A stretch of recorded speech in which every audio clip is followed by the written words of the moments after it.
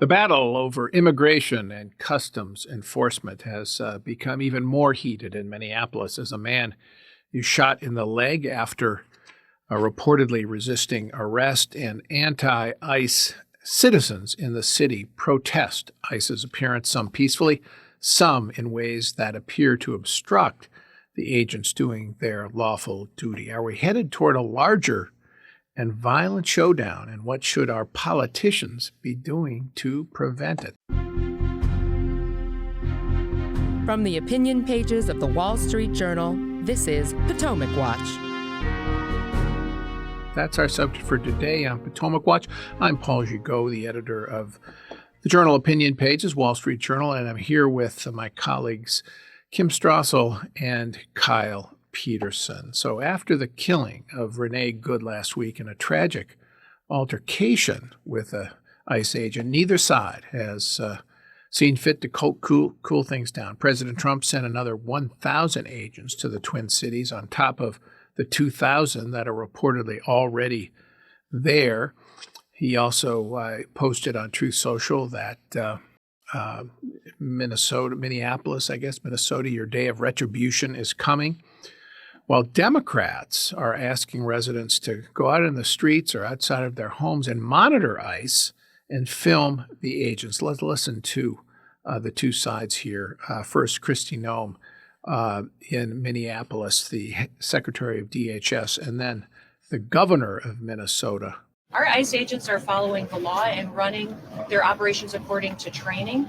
Last night, what we saw was 3 individuals weaponize shovels and brooms to attack an ICE officer that had to defend himself.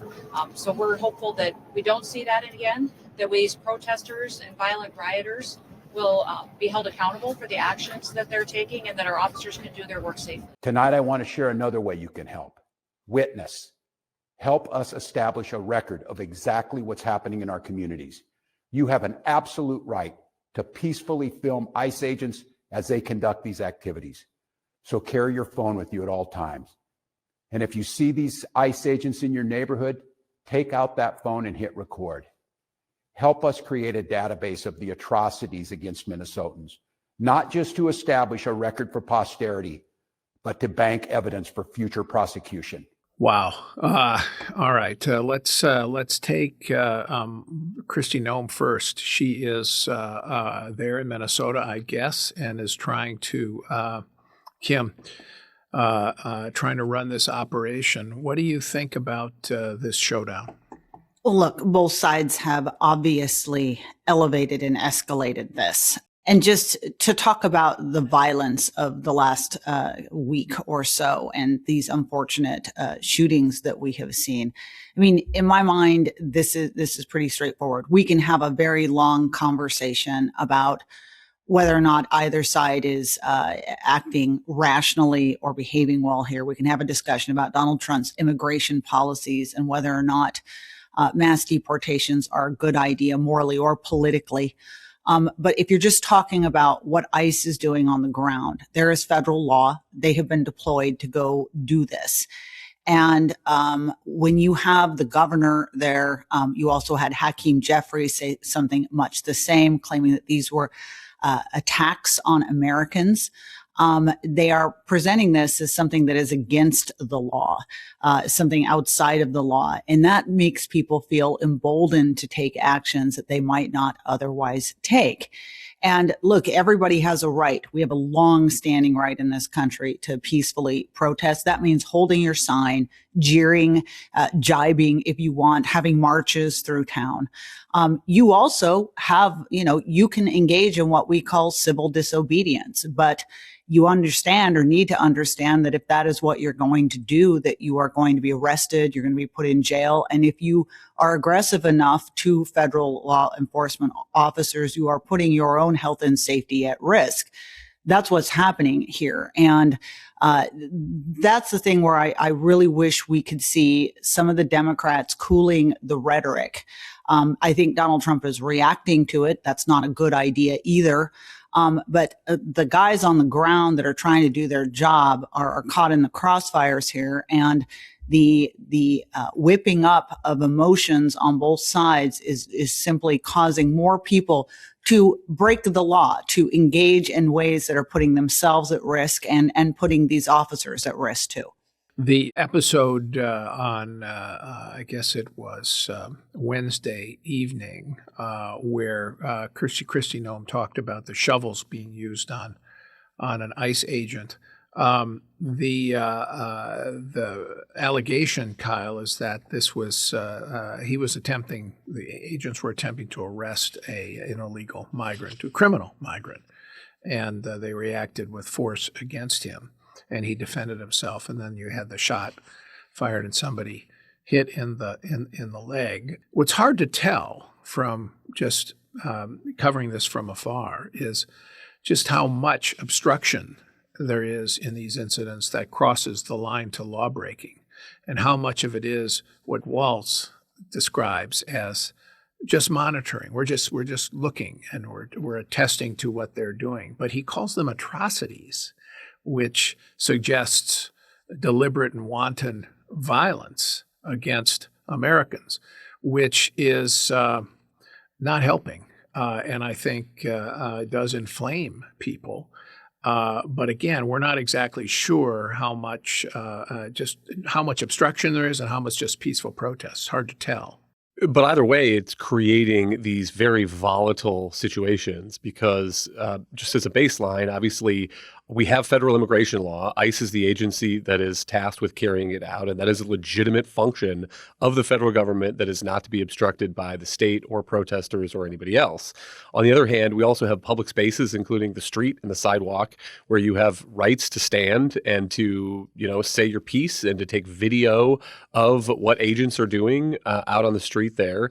I think some of these people are under the impression that they are, trying to document what's happening in case there is some sort of shooting.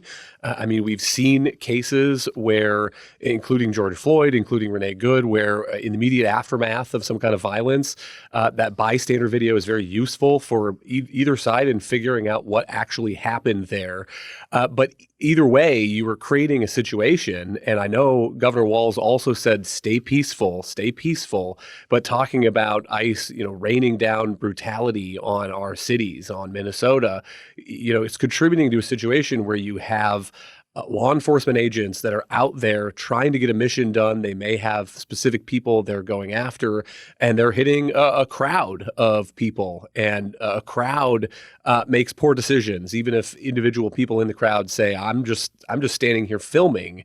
Once it becomes a mob, it is hard to predict, hard to control where that goes. And I worry that we may end up with more real violent clashes. Yeah, just on the president's side, Kim, he's sending in another 1,000 agents after the Renee Good shooting was certain to incite more opposition from, let's face it, Minnesota, Minneapolis, a Democratic city. 70% of the electorate voted for Kamala Harris. So, you're going to get that real hostility to what ICE is doing. I mean, the line I would draw is, if you are protesting against what ICE is doing, you have that right, and you can do it in the streets. You can, take your cameras out and film to your heart's content. But when you actively obstruct any law enforcement officer, I don't care if it's a city law enforcement officer, a local cop, a member of the State Highway Patrol, or somebody from a federal law enforcement agency, you cross that line, you run the risk of being arrested. And using cars, for example, or SUVs to block ICE agents as they're traveling around, that's obstruction. Interfering with their ability to arrest somebody, that's obstruction. And that's the thing that I think is a real problem here. But I also think Trump is inflamed it by sending 1,000 agents and then sending out these tweets that say, look, retribution is coming, as if retribution is the goal of ICE as opposed to actual enforcement of the immigration laws. Oh, no doubt Donald Trump is inflaming this situation. As I noted, he does not like to be thwarted. And when he sees these governors react in these ways or clashes on the street, his immediate reaction is to double down. And I do think, by the way, I think Donald Trump is a kind of law and order guy. And so it offends him somehow deeply and when you have this kind of riotous conduct on the street. And we should wish that the president saw the need to cool tempers, not escalate them. And he has a lot of power to do that. All that being said, it's kind of a little bit like a younger child saying, well, he made me do it. When you're talking about the people that are out there engaging in actual misbehavior, everyone makes a decision that they are going to law break or not law break, regardless of what the president may or may not have done in an inflammatory situation. And we do have a lot of evidence. Look, I have no doubt that there are many average Minneapolis residents who are simply doing what Tim Walz said, coming out on the street, taking out their phone to document. But what we also know, and there is a great deal of evidence, is that there are organized elements that actually live for these moments. They enjoy taking part in this. We've seen it in Portland with nonstop this entire year. We saw it happen in LA where there were reports of entire gear being unloaded and handed to people to take part in these actions.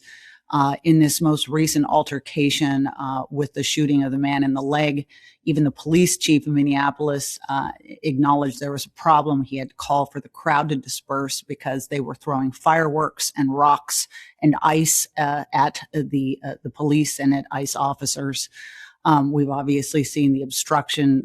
There's good evidence from this shooting last week that people who are taking part in that obstruction have been doing it for hours all morning, blocking streets to get in the way of ICE getting to where it's going. And those are the situations where it's simply not tolerable, and it's law breaking. And again, if you want to engage in that kind of civil disobedience, we have a history of that in this country, but you need to understand that there will be real consequences. You will get zip tied, you will get put in jail. And again, you could be putting yourself in harm's way. All right, there's another possible escalation here, and that is the invocation of the Insurrection Act by the president. Let's listen to Kristi Noem talk about it. I discussed with the president this morning several things that we are dealing with under the department in different operations.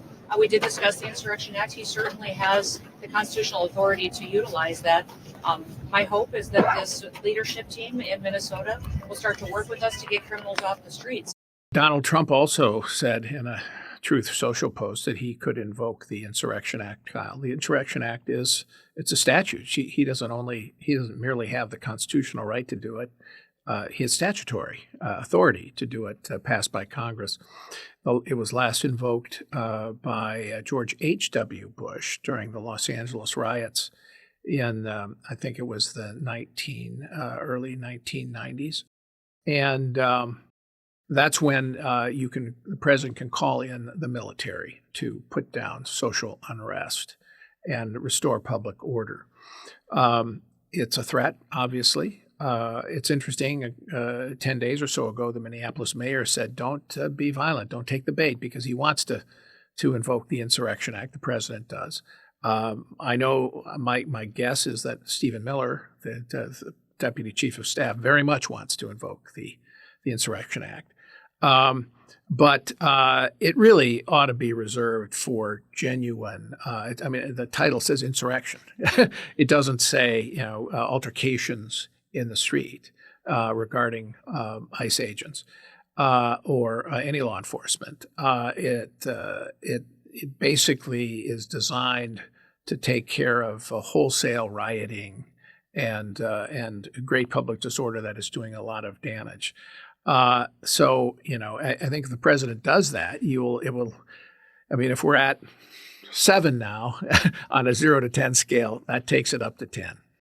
Yeah, I mean, I think the Insurrection Act is properly used in places where the local police forces are no longer capable of controlling the violence that is breaking out there. And I don't think that's the case as we sit here now taping this in Minneapolis. I mean, it does seem like that might be something that the White House would be eager to do. You saw, last year the president deployed National Guard troops to cities, Los Angeles, attempts in Chicago. Seems to have lost the legal battle over that National Guard federalization in the Supreme Court, but it can't take away the Insurrection Act power that he has there. But I think that would be deeply unpopular, even aside from the unpopularity that polls are already suggesting about these ICE mass deportation pushes now. I'm not sure that the president would be politically wise to go down that route, even if it might calm things for the moment in Minneapolis. It would look more like another aggressive step by the White House rather than what they say they are doing, which is we are only enforcing the immigration laws and really going after the hardened criminals, the worst of the worst. I mean, I think there's reason to doubt that. Obviously, the people in Minneapolis don't believe that as we sit here now. But if we get to a point where the Insurrection Act is invoked, I think that would raise even more questions in the minds of voters. Let's talk about the point that Kyle just made, that this is increasingly unpopular, mass deportation policy, and how ICE is conducting its job. Just at the sort of, the president and Stephen Miller seem to think that immigration enforcement is popular. Okay, it certainly was an advantage to him in 2024 as an issue, not so much in 2020 and 2018, by the way. It was, and from the point of view of Walz, that video he gave focusing on ICE. If ICE is the issue in Minneapolis, then it means that fraud in welfare and child care programs and everything else is not the topic of conversation. And that's what he does not want to talk about. So he would prefer to talk about ICE and to blame the administration. Now, on Trump and mass deportation, Kim, I saw a poll this morning, YouGov Economist poll, just one poll, but it's pretty consistent with what we're seeing from other polls. And that is that, it was of 2,600 adults, so not a fly-by-night poll. It found that 52% of the public either strongly or somewhat disapproves now about how ICE is doing its job. In February of 2025, ICE had a net approval rating of 16%. Now it has a net disapproval rating of 14%. And this fall has taken place amid these reports about what ICE is doing. And as ICE tries to implement the president's command, Stephen Miller's command, really, for 3,000 arrests a day. So this is not going in the right direction politically for the White House. So just a quick note on the immediate politics and headlines and news cycles, Paul. From the minute that this shooting happened last week of Renee Good, you've heard nothing in the news whatsoever about Minnesota's massive fraud problem, which, by the way, it's pure gold for this Republican administration. It entirely plays to their strengths. Democrats have no good answers for it. It's an embarrassment. There's all kinds of opportunities in it. And yet it's gone because Donald Trump's main focus remains immigration. And he is happy to play on this battlefield, even though it does not play, I think, to Republican strengths. And here's my evidence, Paul, for why I think even the White House knows that they have a problem here. They won't give out the numbers. Right? When you listen to DHS officials like Kristi Noem or even the president, various other officials, they love to suggest that the only people that are being rounded up and deported are truly terrible criminals. And every once in a while, they'll put out these lists of 30 or 40 individuals along with mugshots listing their crimes underneath, rape and child abuse and murder and gun offenses. But they won't give the numbers for who has actually been deported, how many of them are indeed violent criminals versus how many are being deported for the more simple crime of coming into this country illegally. You can have a debate about that. But that's where people get uneasy, is when you have folks that have simply come here trying to get a better life. They've got a job, they're working, they've been living peacefully, and now they're getting rounded up and sent out.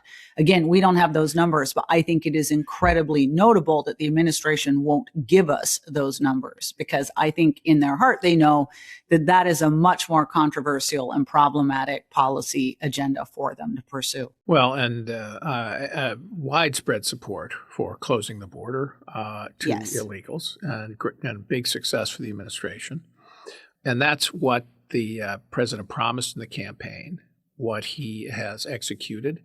And, Karl Rove, our colleague, says they haven't really gone out and tried to take enough credit for that. It may or may not be the case, but I think most people recognize that's something that they did, Kyle. But and it's correct.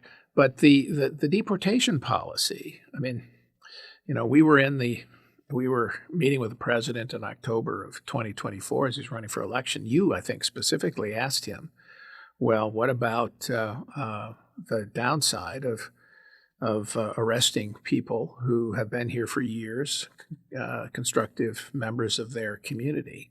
And we're getting these anecdotes, which are not just stories, but individual lives. We have the case that I've been reporting of Guangdong, the Chinese dissident who took all of the film about Xinjiang province and the mistreatment of the Uyghurs at great risk, got photographic evidence, took it with him, released it on the internet, and it came into the United States by a circuitous route, and then was discovered by happenstance in a home outside of Albany in New York. And he's been in detention ever since, even though he had a legal asylum claim waiting for his asylum claim to be heard at the time of his arrest. And now since August, he's still been detained. Those stories are, you can't make a better argument for asylum than somebody who did that in China and exposed that. So, he'd be tortured and maybe killed him if he went back to China, certainly imprisoned for decades. But these human stories, I think, rub people the wrong way. And it's such a shame, because I think you're going to, the immigration politics is as polarized as ever. You can't get to a kind of a common sense balance between enforcing the laws and actually accommodating a humane legal immigration policy. Which is deeply frustrating for people who are analysts and are not trying to play partisan for either side. I mean, there is huge support for securing the southern border, also huge support across the party's independence with giving legal status to these dreamers, so-called, people who were brought to the United States as young children, have maybe spent decades in the United States, don't speak the language maybe of the country where they were born. And yet it seems just impossible, given the political incentives in our system right now, to have any meeting of the minds for any sensible way to handle both of these issues at the same time. It's all escalation on both sides. The Biden just abdication at the border now allowing and paving the way for Trump to go to 11 on his mass deportation policy. I'd throw in also, while we're talking about it, the sending of people to CCOT, this El Salvadoran prison, try to deport people to third countries where they have no ties, South Sudan. And the difficulty is that it raises questions in people's minds about what the Trump approach is actually supposed to be for people who, didn't come in last week, but maybe have been here for years, maybe have an American spouse, maybe have American children. Are they also on this list? And it would be easy enough for a president to say, I really am only going after the hardened criminals. It should be easy enough for sanctuary cities to say, okay, if we have somebody who is on that list in our jails, we will hold them for you, we'll detain them for you instead of letting them out. I think both sides are making the problem much worse than it needs to be. And it's already a seriously difficult problem when you have 10 or 12, 15, I don't know what the number is, million people in the country who are not in compliance with the immigration laws. Yeah. So just as a bottom line, Kim, before we go, I mean, I think where this might be trending here is despite the fact that the president used immigration effectively to get reelected in 2024, here as we approach the midterms, immigration enforcement, particularly the mass deportation policy, may be turning from a net positive politically to a net negative.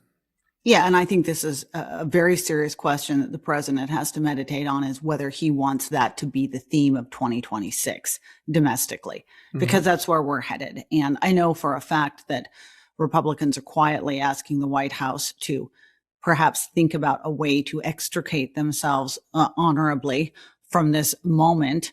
Much as they've kind of downplayed or not talked as much recently about tariffs, and instead turned to many of the accomplishments that the Congress made last year and that the White House made last year, talk about domestic affordability questions, talk about what they're going to do next in their agenda and how the economy is improving.